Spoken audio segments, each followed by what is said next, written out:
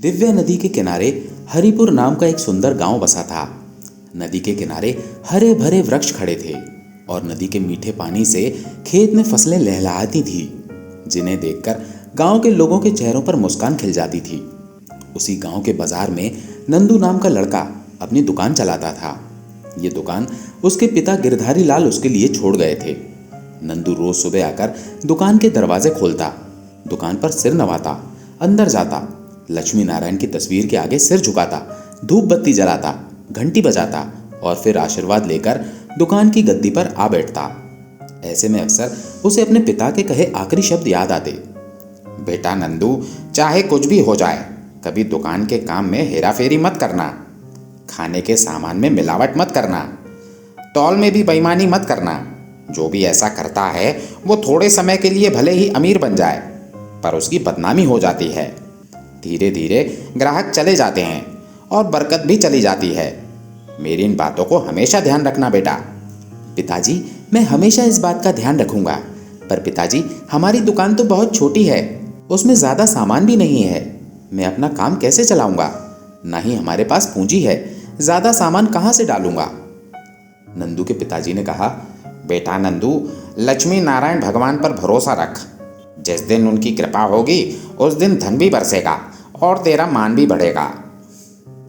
नंदू की दुकान पर जो भी थोड़ा बहुत परचून का सामान था, उसी को बेचकर रूखी सूखी खाकर वो अपना जीवन गुजार रहा था। उसे कोई सामान भी कहाँ से देता? वो लोगों के पिछले पैसे ही नहीं चुका पाता था।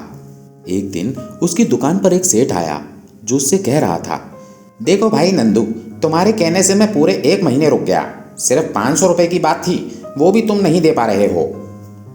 नंदू बोला, क्या बताऊं भाई साहब, हालत बुरे चल रहे हैं। अभी आप 200 रुपए ले लो, बाकी हफ्ते के बाद पक्का कर दूंगा। सेठ बोला, ठीक है, ये 200 रुपए मैं रख लेता हूँ और डायरी में लिख लेता हूँ, पर हाँ, अगले हफ्ते 200 ज़रूर दे देना।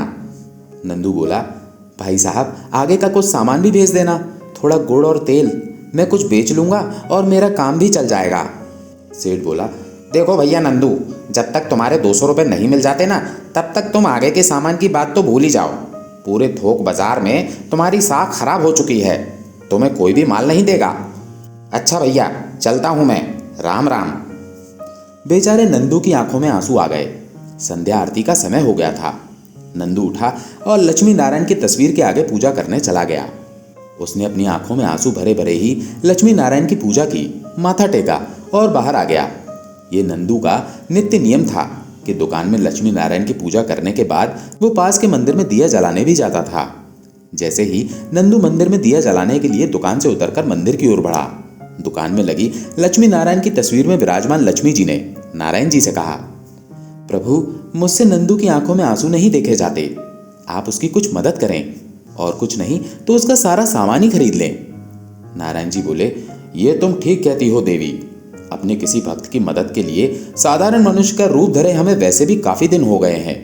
चलो, एक मजदूर पति पत्नी बनकर नंदू का सामान खरीदते हैं। लक्ष्मी जी मुस्कुराकर बोली, अच्छा विचार है प्रभु। नंदू मंदिर में दिया जलाकर दुकान पर आया और उदास मन से दूसरी दुकानों पर ग्राहकों का आना जाना देखता रहा। उसने गहरी सांस भरकर सिर झुका लिया। तभी एक मजदूर और मजदूरन उसकी दुकान पर आए। मजदूर ने पूछा, क्यों भाई, तुम्हारे पास गुड़ होगा क्या? नंदू ने कहा, बस यही कुछ टुकड़े पड़े हुए हैं। मजदूर बोला, कोई बात नहीं, यही दे दो, हमारा काम भी इसी से चल जाएगा। और भी जो सामान है भैया वो बांध दो, हमारा घर का सामान खत्म हो गया है, बड़ी दुकान पर जाने की हमारी हैसियत नहीं है। नंदू मुस्कुराकर बोला, ये भी आपकी ही दुकान है। नंदू ने राशन का सामान बांध दिया और बोला, ये लीजिए, जो भी थोड़ा बहुत दाल चावल आटा था मैंने बांध दिया है, पूरे 300 रुपये हो गए।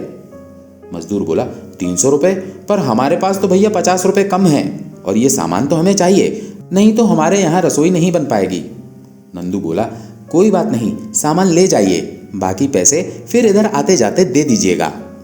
मजदूरन बोली, तुम्हारा दिल बहुत बड़ा है भाई, नारायण जी तुम पर कृपा करें। दोनों मजदूरन सामान लेकर चले गए। नंदू खुश था कि आज तो अच्छी बिक्री हो गई। वो लक्ष्मी नारायण की तस्वीर के सामने हाथ जोड़कर कहने लगा, धन्यवाद भगवान, अब मैं थोक बाजार वाले का उधार भी चुका दूंगा और दुकान में कुछ सामान भी भर लूंगा। नंदू खुशी खुशी दुकान बढ़ाकर घर की ओर चल दिया। अगली सुबह नंदू का चेहरा रोज की तरह उदास नहीं था।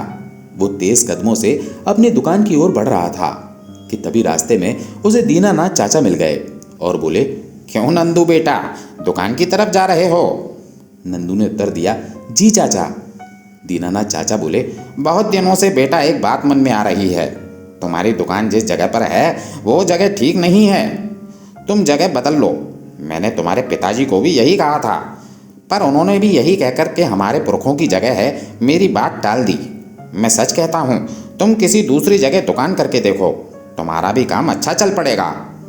नंदू बोला, पर चाचा मेरे पास तो किसी दूसरी जगह दुकान खरीदने के लिए पैसे ही नहीं है। मैं भी कई बार सोचता हूँ कि इस छोटी सी दुकान की जगह बड़ी दुकान होती तो मैं ज़्यादा सामान भर सकता था और तब ज़्यादा ग्राहक भी आ सकते थे। देखो बेटा, मेरा काम तो सिर्फ सलाह देना था, सो मैंने दे दी। पैसों का इंतजाम कहाँ से करना है सो तुम देखो, मैं चलता हूँ।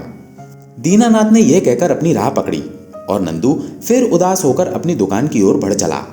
अभी दुकान पर बैठे थोड़ी ही देर हुई थी कि सेठ जी का एक नौकर बकाया पैसे लेने आ गया। नंदू उससे बोला, आओ भाई आओ, ये लो अपने पिछले 200 रुपए, अब आगे का सामान लिख लो। वो बोला, देखो भैया, तुम्हारा हिसाब किताब जो है ना हमेशा गड़बड़ चलता है, इसलिए सेठ जी ने फैसला किया है तुम्हें आगे से उधार नहीं मिलेगा। नंदू बोला, ये क्या बात कर रहे हो भाई, पैसे तो मैं देर सवेर दे ही देता हूँ। वो नौकर बोला, देखो भैया, बुरा मत मानना, पर आगे का सामान तो पैसे देकर ही मिलेगा। नंदू बोला, अच्छा भैया ये लो 100 रुपए और थोड़ा गुड़ ही भिजवा दो। ठीक है भाई, कल भिजवाता हूँ। ये कहकर वो नौकर वहां से चला गया। इधर लक्ष्मी जी ये देखकर परेशान होने लगी और विष्णु जी से बोली, हे नारायण, ये क्या हो गया, सामान भी खत्म और पैसे भी खत्म, अब आगे क्या होगा। संध्या आरती का समय हुआ तो नंदू दुकान में लक्ष्मी नारायण की पूजा कर मंदिर में दिया जलाने चला गया। तभी लक्ष्मी जी विष्णु जी से बोली, प्रभु ये हमारा इतना परम भक्त है, मुझसे इसका दुख देखा नहीं जाता, मैं तो इस पर धन वर्षा करने वाली हूँ प्रभु। विष्णु जी बोले, आपका विचार अच्छा है देवी, पर पहले हमें इसकी परीक्षा लेनी होगी। लक्ष्मी जी ने पूछा, कैसी परीक्षा प्रभु। विष्णु जी बोले, यही कि इसका हृदय कैसा है, कहीं ऐसा ना हो कि पैसा आने के बाद ये निर्दय हो जाए। लक्ष्मी जी ने कहा, ये तो आप सही कहते हैं, नंदू ईमानदार तो है पर इसमें इंसानियत कितनी है ये भी पता लग जाना चाहिए। विष्णु जी बोले, नंदू अभी मंदिर से आता ही होगा, चलिए हमें भी अपना रूप बदल लेना चाहिए। नंदू दुकान पर आकर बैठा ही था कि एक भिखारी और भिखारिन उसकी दुकान पर आ गए और बोले, बेटा बहुत भूख लगी है, काफ़ी समय से कुछ नहीं खाया। बेटा जो भी तुमसे बन पड़े सो दे दो, ताकि पेट की अग्नि शांत हो जाए। नंदू उदास मन से बोला, बाबा मेरी हालत भी आपसे कुछ ज़्यादा अच्छी नहीं है, पर अभी मेरे पास ये 2 रोटी और एक गुड़ का टुकड़ा पड़ा हुआ है, ये आप ले लीजिए और अपने पेट की भूख शांत कर लीजिए। भिखारिन ने पूछा, ये हमें दे दोगे तो तुम क्या खाओगे बेटा। नंदू बोला, अम्मा मैं तो घर जाना ही वाला हूँ, वहीं जाकर कुछ खा लूँगा, ये आप ले लो। धन्यवाद बेटा, नारायण तुम्हारा भला करें। ये कहकर भिखारी और भिखारिन चल दिए। नंदू ने भी दुकान बढ़ाई और अपने घर की ओर चल दिया। एक पेड़ के नीचे भिखारी और भिखारिन रोटी खाने के लिए बैठे और अपने असली स्वरूप में आ गए। तभी लक्ष्मी जी बोली, प्रभु नंदू का दिल बहुत बड़ा है। इस पर विष्णु जी ने मुस्कुराते हुए कहा, सही कहती हैं देवी, ये ईमानदार भी है और दयालु भी, हमारी परीक्षा में भी खरा उतरा, उसके पास खाने के लिए जो भी था वो हमें दे दिया। लक्ष्मी जी बोली, अब तो हमें इस पर धन वर्षा करनी ही चाहिए प्रभु। विष्णु जी ने कुछ देर सोचा और बोले, तो ठीक है, कल फिर से मजदूर और मजदूरन बन जाते हैं। अगले दिन नंदू दुकान पर उदास बैठा गुड़ के आने का इंतजार कर रहा था कि तभी मजदूर और मजदूरन उसके पास पहुंचे और बोले, भैया हम तुम्हारा उधार नहीं चुका पाएंगे, हमारे पास तो पैसे ही नहीं है, इसके बदले में तुम हमसे कुछ मजदूरी करवा लो। नंदू बड़ी सरलता से बोला, अच्छा पैसे नहीं है तो कोई बात नहीं, मेरा थोक बाजार से गुड़ आना था, वो अभी तक नहीं पहुंचा है, अगर तुम वो मुझे ला दो तो अच्छा रहेगा। हाँ ये काम तो हम कर सकते हैं, कहकर मजदूर और मजदूरन निकल गए। शाम को जब नंदू दुकान बढ़ाने वाला था तो मजदूर और मजदूरन गुड़ का थैला लेकर आए और बोले, ये लो भाई तुम्हारा गुड़, तुम्हारा बहुत बहुत धन्यवाद जो तुमने हमारे पैसे मजदूरी में बराबर कर लिए। लक्ष्मी नारायण की कृपा तुम पर बनी रहे। ये कहकर मजदूर मजदूरन निकल गए। नंदू सोचने लगा, चलो 1-2 दिन गुड़ बेचकर ही काम चला लूंगा, अभी बोरी अंदर रख लेता हूँ, सुबह आकर खोलूंगा। नंदू ने बोरा अंदर रखा और दुकान बढ़ाकर घर की ओर चल दिया। अगली सुबह पूजा के बाद दुकान पर जब नंदू ने बोरा खोला तो उसकी आंखें चौंधा गईं। बोरे में गुड़ के टुकड़े के आकार के सोने के टुकड़े थे। वो उन्हें उठा उठाकर देखने लगा। उसे ये समझने में देर नहीं लगी कि वो मजदूर और मजदूरन और कोई नहीं, स्वयं श्री लक्ष्मी नारायण थे। वो आगे बढ़कर उनके चित्र के पास गया और हाथ जोड़कर बोला, मैं जानता हूँ प्रभु कि यह चमत्कार आपका ही है। मैं वादा करता हूँ कि पूरी मेहनत और ईमानदारी से काम करूंगा और कारोबार को आगे बढ़ाऊंगा। नंदू ने सोने के टुकड़े बेचकर नई दुकान खोल ली थी। सामान भी हर तरह का भर लिया था। ग्राहकों की अब कोई कमी नहीं थी। पुरानी दुकान की जगह पर नंदू ने लक्ष्मी नारायण का मंदिर बनवा दिया था, जिसमें वो संध्या आरती के समय पहले की तरह लक्ष्मी नारायण की पूजा किया करता था। मित्रों, अगर ये कहानी आपको पसंद आई हो तो कमेंट में जय श्री लक्ष्मी नारायण अवश्य लिखें और हाँ, वीडियो को लाइक करके चैनल को सब्सक्राइब करना मत भूल जाइएगा। धन्यवाद।